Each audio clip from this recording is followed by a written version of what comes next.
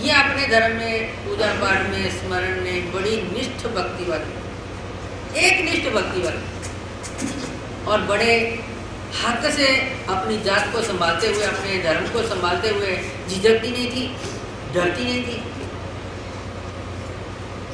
उसके परिसर में हमारे जैसे पैदल चलते हैं तीर्थ यात्रा के लिए, कुछ साधु संत घूमते हुए आए तो वो पुरोठा मांगते हैं। पुरोठा मतलब हमारे पास कुछ है, उसको पूरा करने के लिए कुछ हमें अनाज या रोटी सब्जी कुछ भी हो, या कुछ लोग समय हो चुका है रोटी बनाने का समय नहीं है तो कावड़ी ले लेते हैं। कावड़ी में 2 बाल्टियाँ या पीपे रख लेते हैं, एक में सब्जियाँ डलवा ली, एक टोकरे में रोटियाँ डलवा ली, गाँव में से मांग के ले आती हैं। ऐसा भी पुरोठा लेते हैं, कहीं अनाज ले लेते हैं, कहीं पका हुआ ले लेते हैं, समय के अनुसार। कोई महात्मा अपने बाबा कोई महात्माओं को लेकर तीर्थ यात्रा के लिए आते हुए वहाँ पर आए तो पूछा कि हमें भोजन की व्यवस्था चाहिए, हमारे कोई धर्म के लोग हैं। तो सब गांव वाले यही कहते थे, वो पटेलन का घर है ना, वो भूपा भाई के घर चले जाओ, तुम्हारी वहाँ व्यवस्था होगी।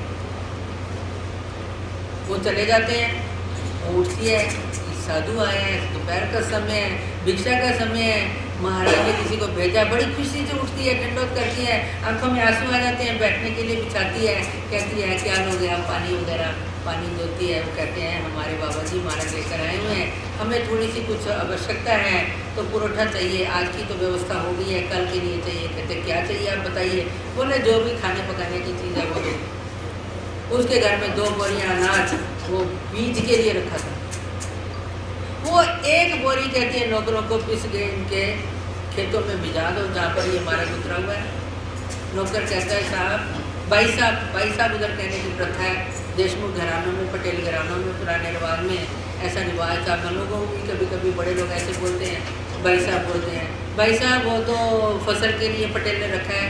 वो क्या कहती है, मैंने तुझे कहा है वो काम तूने करना है और पिस के वहाँ दे क्या। नौकर चुप, पर मालकिन का आदेश है दे आता है।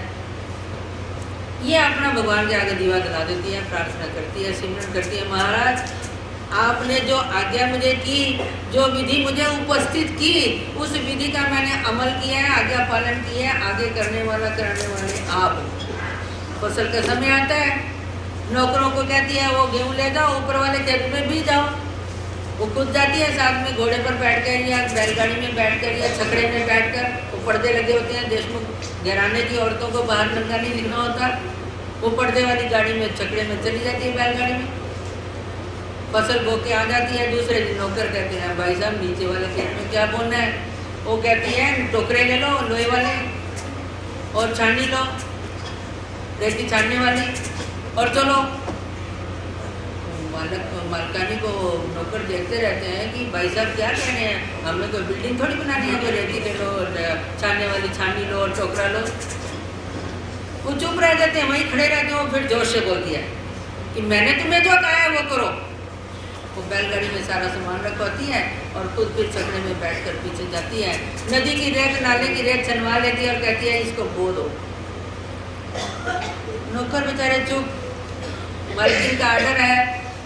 मन में सोच रहे हैं ज़्यादा सिमरन करने से शायद स्क्रू ढीला तो नहीं हो गया, पर करना तो है मालकिन का काम।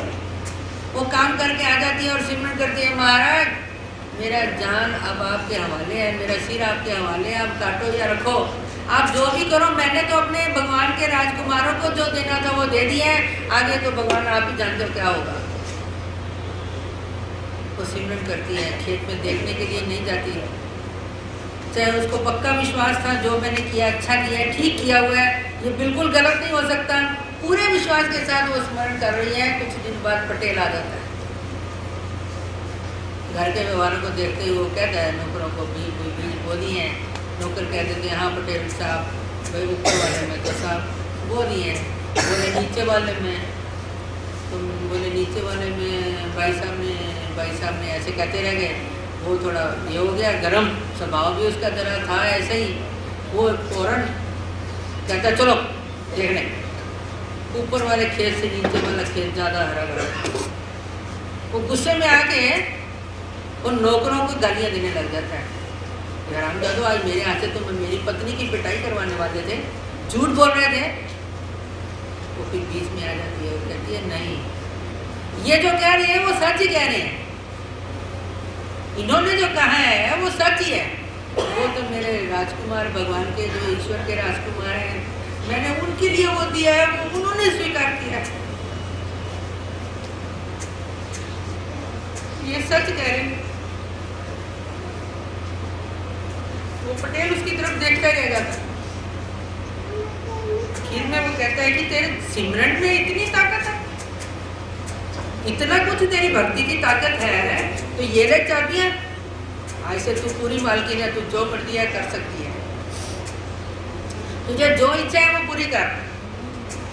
उसको लगता है अब इच्छा पूरी करने का आज ही मौका है। अगर ये कहते ही हैं तो कहती है अब तक तो मैं तुम्हारे बंधन में थी, लेकिन अब चाबियां लोगी तो सारे घर के बंधन में होगी, ये चाबियां नहीं मुझे चाहिए, मुझे सारे बंधन छुड़वा के मुझे मार्ग में भेज।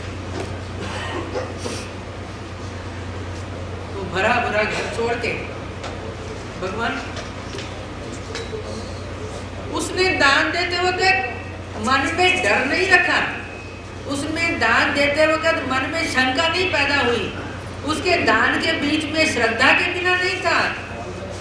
उस समय का उसने सदुपयोग करते हुए अपनी विधि पूर्वक, श्रद्धा पूर्वक उसने वो दान दे चुकी। आगे का तो भगवान के भरोसे छोड़ दिया था। उसने ये नहीं सोचा था कि इसका मुझे क्या मिलेगा। दान के प्रति हम उपकार की भावना मत रखें, कोई अपेक्षा ना रखें। अगर हम कुछ अपेक्षा रखते हैं तो कृपणा फल हेतवा, कंजूस लोग होते हैं जो थोड़ा सा देकर एक नारियल चढ़ाते हैं भगवान को, 10, 20, 50 रुपए चढ़ा देते हैं, साथ ही झोली कर देते हैं आगे, बाबा जी प्रसाद। अरे मांग के प्रसाद होता है, प्रसन्न होकर दिया जाता है, उसे प्रसाद कहते हैं। चढ़ाया भी क्या है, 10-20 रुपए का नारियल, 10-20 रुपये, और उसको भी कहा क्या है, श्री कृष्ण अर्पण। फिर तो तुम्हारा हक ही खत्म हो चुका है। उसको आपने क्या मांगा, और फिर मांग भी लिया तो दिया क्या? प्रसाद उसको नहीं देता। अपने आप जो दिया जाता है, श्रद्धा पूर्वक जो दिया जाता है, प्रसन्न होकर जो दिया जाता है, चाहे वो एक चिमटी भर नमक ही क्यों ना हो, प्रसाद। उल्टा आप जब देते हो तो प्रसन्नता, श्रद्धा पूर्वक दो। वो अगर हमें देते हैं तो बोलो बाबा जी ये भी आप कहीं उपयोग में लगाएंगे, मुझे आप अपना आशीर्वाद ही रखिए, मेरे सिर पे हाथ रखिए, ये प्रसाद। मेरे लिए आप भगवान को प्रार्थना करो कि मेरे 4 दिन भगवान के अर्पण जाएं। आप मेरे लिए भगवान को प्रार्थना करें, मेरे दोषों का परछाव मुड़वाएं। आप मेरे लिए भगवान को प्रार्थना करें, इससे ज़्यादा मुझे दे और मैं करूँ। मैं डगमगू ना, महाराज को प्रार्थना करो, बाबा जी ये क्या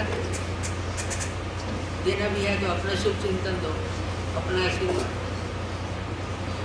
वो तो प्रसाद तोड़ के हमने खा लिया, ठीक है, खाने से कोई नुकसान होना है ये मतलब नहीं है। मिला जो अपने आप मिला प्रसाद, उसका फायदा ही होना है आपको, लेकिन वो भी अगर उनके उपयोग में जाता है तो उसमें आप न लेने की इच्छा रखनी चाहिए। और वो चढ़ाते हुए भी हमारे अंदर अगर कुछ अपेक्षा की भावना आ जाती है कि भगवान जी ये पीड़ा स्वीकार करो और मेरा बच्चा पास हो जाए, भगवान जी ये पीड़ा स्वीकार करो और मेरा ये हो जाए, भगवान जी ये पीड़ा स्वीकार करो और मेरा ये हो जाए, वो पीड़ा तो भगवान के पास पहुंचा ही नहीं। वो तो भगवान के हाथ के नीचे ने जो नौकर हैं उन्होंने ही आपका ले लिया और आपका हिसाब कर दिया, भगवान की इच्छा से देना या नहीं देना वो हिसाब हो गया, भगवान तक तो वो पहुंचता ही नहीं। इसलिए श्रद्धा के बिना और सहेतुक अगर कोई काम है, विधि है, तो वह ईश्वर तक पहुंचती न प्रत्यय नो यह, यहाँ भी उसका कोई उपयोग नहीं, आगे भी नहीं। आपने जो सकाम भक्तियां करनी है, घर में करो या मंदिर में करो, उसके अलावा आपका नित्य नेम होना चाहिए। उसके अलावा मेरे पास एक पटेल आया, उसने अकोला में मकान बनाया हुआ था, किराए पे दिया हुआ था, किसी मारवाड़ी ने रखा हुआ था। वो बोलता है भाई जी वो मेरे को मकान चाहिए, मारवाड़ी खाली नहीं कर रहा। मैंने कहा भगवान को बीड़ा चढ़ाओ, क्या करूँगी दूसरा, मेरे पास और कोई जादू मंत्र तो है नहीं है। कहता बीड़ा तो चढ़ा आया हूँ।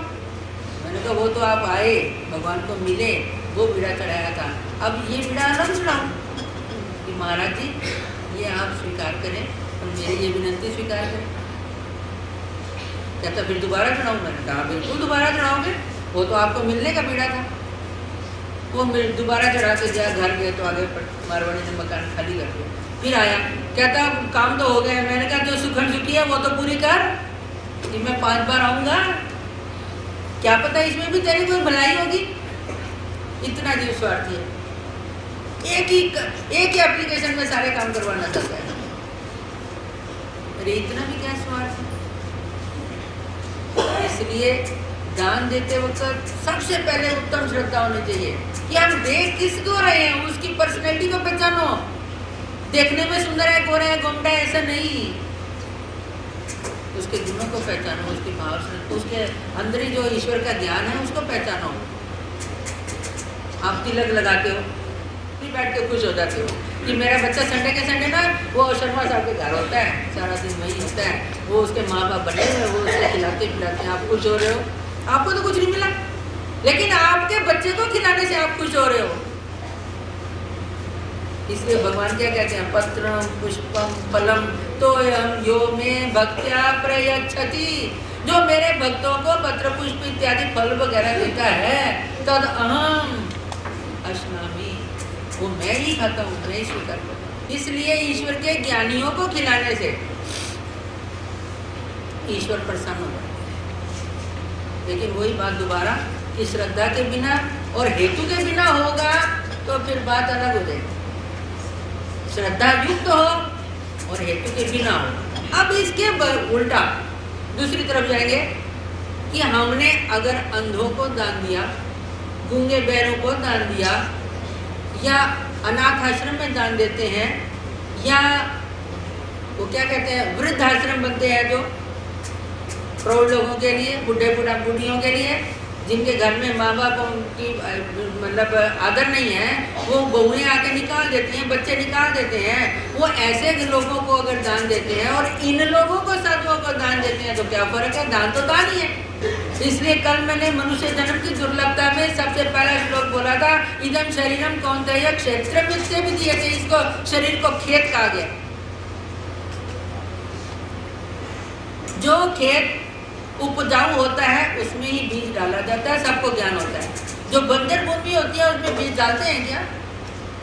नहीं डाला जाता। जो खेत उपजाऊ है लेकिन उसके अंदर घास फूस, वो बीच में से और भी कांटे कुंटे निकले हुए हैं, और उसके समेत ही वो रखते, वैसे ही उसको हल नहीं जोता, उसकी सफाई नहीं की, उसकी घास फूस को जलाया नहीं, उसके ऊपर कोई पहले गोबर का खाद वगैरह नहीं डाली, तो फसल नहीं उगती। अंकुरित होगी, उगती नहीं। वही बीज अगर हम पत्थर पर भी उगा देते, उगेगा, गीला होगा, जैसे आप लोग वो भिगोते हैं ना मोठ वगैरह, अंकुरित, वो अंकुरित हो जाएगा। वही बीज अगर रेती के ऊपर उगाया जाए तो वो भी अंकुरित होगा। लेकिन खेत में, मिट्टी में, उपजाऊ भूमि में अगर डाला जाएगा तो पूरा उगेगा और फल भी देगा। इसी तरह हम अंधे ढूले लंगड़ों को अगर खिलाते हैं तो हमारा जो पत्थर के ऊपर डाला हुआ बीज या रेती के ऊपर डाला हुआ बीज वो निष्फल जाता है, वो उगता ही नहीं तो फल क्या देगा। लेकिन मिट्टी वाले खेत में ही डाल रहे हैं, उसकी घास फूस अगर नहीं निकाली हुई, उसके ऊपर भी अगर बीज डालते हैं तो छोटा सा पौधा बनेगा लेकिन फल नहीं देगा। वही अगर हम साफ सफाई करके खेत को उपजाऊ बनाकर उसमें खाद डालकर, हल चलाकर, लाइनें डाल के वो तूते से उसके अंदर जब बीज डालते हैं तो बीज पूरी तरह उगता है और बड़ी बहुत सारी हमें फसल का फल मिलता है। इसी तरह ये क्षेत्र, शरीर अगर अयुक्त होगा, अंधा लूला लंगड़ा बहरा है, गूंगा है, वो अयुक्त है, उसको खिलाने से वो खाने वाले की आत्मा तो शांत होती है। धर्म तो पुण्य रूप क्रिया ही है, लेकिन उस पुण्य का फल नहीं लगता। कुछ लोग कहते हैं कि तुम खिलाओगे तो तुम्हें भी कभी गूंगा बहरा बनोगे तो तुम्हें भी कोई खिला देगा। कुछ लोग कहते हैं कि तुम्हें भी गूंगा बहरा बनना पड़ेगा। चाहे दोनों ही हो, दोनों में ही ईश्वर के अर्पित वो क्रिया नहीं होती। वही अगर हम किसी शराबी आदमी को खिलाते हैं, मांसाहार व्यक्ति को खिलाते हैं, अन्य किसी व्यक्ति को खिलाते हैं, या हमारे अंदर वो धार्मिकता का व्यवहार के लोग नहीं है, भगत नहीं है, ज्ञानी नहीं है, तो वहाँ पर भी तो कहते हैं फिर युक्त मनुष्य है, उनको खिलाने से फिर कर दो। वहाँ पर आप कृष्णार्पण का भाव ही नहीं आएगा आपके अंदर। रिश्तेदारियों में आप शादियों में खिलाते हो, आपने बुलाया, उसने बुलाया, ये दान का फल नहीं गए, खत्म। आप उसके घर गए, वो आपके घर आएगा, हिसाब खत्म, आगे के लिए कुछ नहीं बचता। कल ही कोई बच्ची कह रही थी कि अंधे लूले लंगड़ों को अगर धर्म का अधिकार नहीं है तो उनको दान का अधिकार है क्या? बिल्कुल नहीं है।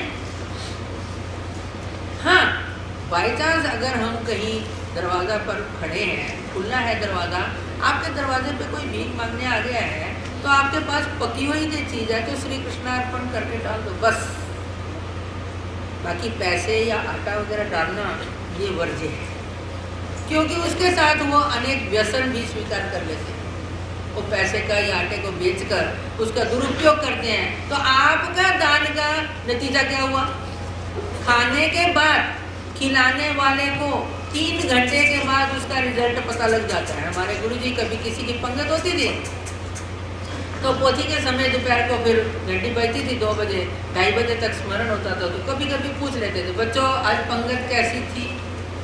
अब क्या पता लगता था कैसी थी, स्वाद बनी हुई थी चीज़ें, हम भी कह रहे थे बाबू आज बड़ी अच्छी थी। कहते कैसी अच्छी थी? भी रोटी सब कुछ अच्छा बना था। कहते हैं ऐसे नहीं पहचानते। खाना जिस वक्त आपने सुपारी रख के भगवान को दंडोटा ली, महाराज जी मेरी क्रिया का स्वीकार करें, तब से आपके निमित्त खाने के लिए अरेंज शुरू हो गया। आटा लाए, गेहूँ लाए, ज्वारी लाए, चावल लाए, दाल लाए, सब्जी लाए, बनाने वाले ने, काटने वाले ने, पकाने वाले ने, सब ने तैयारी कर दी, परोसने की तैयारी हो गई, भोग लग गया, खाना परोसा गया, सबने खाया। खाने तक और उसके बाद 3 घंटे तक उसका रिजल्ट क्या हुआ? क्या शांति से हुआ? क्या कम पड़ा? क्या गुस्से से हुआ? क्या लड़ाई झगड़ा हुआ? बनाते हुए किसी के हाथ पैर जल गया कि गिर गया सब कुछ? या क्या हुआ? या उस वातावरण में शांति थी या नहीं, या उदासी थी, या बड़ा मंगल काल था, कैसा था? इसके ऊपर आपने निर्णय करना है। फिर वो 2-4 दिन बाद फिर पूछते थे आज कैसा था? फिर हम कहते थे बाबा जी आज सब कुछ अच्छा था, लेकिन ना दिल नहीं लग रहा था, उदास लग रहा था। फिर वो बोलते थे इसको क्या कहते हैं? इसको तामस क्रिया कहते हैं। कभी कभी पंगत करने वाले में हंसी मजाक, खिलाने वाले के साथ खाने वाले, बनाने वाले सब हंसी मजाक करते हैं, कहते हैं इसको राजस कहते हैं। लेकिन स्मरण पूर्वक, भाव श्रद्धा पूर्वक भगवान की याद करते हुए, भगवान के लिए मैंने ये बनाना है, बाईसा ये बनाती थी, भगवान को ये लगता है अच्छा, मादैसा भगवान को भोजन खिलाने के लिए आई है, दंडवत डाला, उसने विनती की महाराज मेरा भोजन स्वीकार करो। कहती है ठीक है करो। तो बाईसा को कहती है भगवान के लिए ना चावलों की खीर बनाएंगे और सेवियाँ साथ में उबाल लेंगे। बाईसा कहती है नहीं, चावल अलग बनाएंगे, सेवियों की खीर बनाएंगे। तो दोनों आपस में डिस्कशन कर रही हैं, पास ही रहते थे, दूर तो होते नहीं थे। भगवान सुन लेते हैं, कहते हैं भाई ये रूपा भाई क्या कह रही है? मादैसा का दूसरा नाम है रूपा, ये क्या कह रही है? कहती है महाराज ऐसे। तो बाईसा कहती है नहीं, भगवान को ऐसा अच्छा लगता है। मादैसा कहती भगवान को कोई अच्छा और बुरा लगता है क्या? भगवान मादैसा की बात सुनकर कहते हैं भाई ये कह रही है ना आज का दिन वैसे कर लो, आज का दिन वैसे कर लो, फिर आपका कहीं गया, आपने फिर रोज बनाना ही है ना। मादैसा को अपनी गलती फील हो गई कि भगवान क्या कह रहे हैं आज का दिन इसकी बात मान। अब भगवान के लिए बाईसा कह रही है कि ऐसा भगवान को अच्छा लगता है, इसका मतलब भगवान को बाईसा की बात पसंद आई है, तो भगवान को अच्छा लगता है क्या? नहीं। रोज खिलाने वाले की सेवा जो में होती है, हमारे आश्रम में व्यापार बांटे जाते हैं कि तुमने 1 महीना भर खाना बनाना है, तुमने परोसना है, तुमने सफाई करनी है, तुमने पानी भरना है, तुमने मेहमानों का करना है, तुमने पूजा का करना है। जो फिर ज्ञानी लोगों के अधिकरणों के पास, गुरुजनों के पास भी सेवा बांटी जाती है कि वो भाई गुरु जी का थाली बनाएगी, वो परोसेगी, खिलाएगी। जो खिलाने वाला और बनाने वाला, परोसने वाला जो होता है ना, उनको ज्ञान होता है कि ये चीज़ हमारे गुरु जी को नहीं करती, ये खा सकते हैं, ये इतने नहीं खाएंगे, या ये ऐसा नहीं खाते। तो खिलाने वाले का भाव तो होता है ये भी बनाओ वो भी बनाओ। तो फिर कभी कभी वो परोसने वाले को चुप रहना होता है, ठीक है आप परोस लीजिए, सब कुछ ले जाओ, जैसा उन्होंने खाना होगा खा। तो परोसने वाले ने समझना चाहिए ना कि वो क्या कह रहे हैं। कि आप लाए हो, ले जाओ, उन्होंने खाना होगा तो खा लेंगे, इसका मतलब उनको नहीं पचता है। पैसा को कहते हैं महाराज भाई इसकी आग कहना मान लो, और तुम्हारा कहीं कोई गया है, इसका मतलब क्या है कि जिद पूर्वक यही खाओ बाबा जी, नहीं मैंने तो आज आपको यही खिलाना है। चाहे उत्तम महादेशा जैसा उत्तम पात्र है, पुरुष है खिलाने वाला, भगवान भी उसकी क्रिया स्वीकार करने वाले हैं, बड़े उत्तम भाव है उसका, बड़ी ज्ञानी है, बड़ी चर्चक है, बड़ी विद्वान है, बड़ी तत्पर है, बड़ी श्रद्धावान है, उसके जैसा पंथ में कोई नहीं हुआ। लेकिन थोड़ी देर के लिए उसकी गलती को उसको एहसास कराना है बड़ा भगवान, क्योंकि क्रिया के अंदर बहुत सी ऐसे भाव होते हैं। इसलिए आपने क्या खाना है, आपको क्या पचता है क्या नहीं पचता, उसको ध्यान देते हुए हमने बनाया। यज्ञ जो है, ये यज्ञ जो चलता है, इस यज्ञ में अब अन्न छत्र लगाते हैं। हमारे उधर सारे गांव को निमंत्रण दिया जाता है, उसको कहते हैं बेसी को निमंत्रण। बेसी मतलब प्रकोट के बड़े बड़े दरवाजे होते थे, पहले किले होते थे, उसके अंदर जो रहने वाला छोटा सा कस्बा है उसके मेन दरवाजे को तिलक लगा देते हैं कि आज फलाने पटेल की तरफ से सारे गांव को निमंत्रण है। वो वेश को निमंत्रण मतलब गाय भैंस कुत्ते बिल्ली कीड़ी, तुम्हारे घोड़े तुम्हारे बच्चे, सबको जो चाहिए वो मिलेगा। गैया को चारा घास मिलेगा, घोड़े को उसका चना मिलेगा, बच्चे को दूध मिलेगा, कीड़ियों के लिए चीनी मिलेगी, और इंसानों के लिए भोजन बनेगा। वो अगर निर्हेतुक है तो उसने ठीक है, अगर उसने पुण्य के हेतु से कर दिया तो पुण्य से हुई क्रिया से उसने उतने ही जन्म जोड़ लिए जितने इंसानों को भोजन खिलाया। ऐसे अनंत जन्म हमारे बैलेंस पड़ेगा। बार बार जन्म लेना कोई आसान है? 9 महीने जठराग्नि कणा में गर्भ यातना दुखा, 9 महीने उल्टा पेट में लटकता है इंसान। एक मनुष्य जन्म पाने के लिए शुरुआत में भी दुख है और अंत में भी दुख है।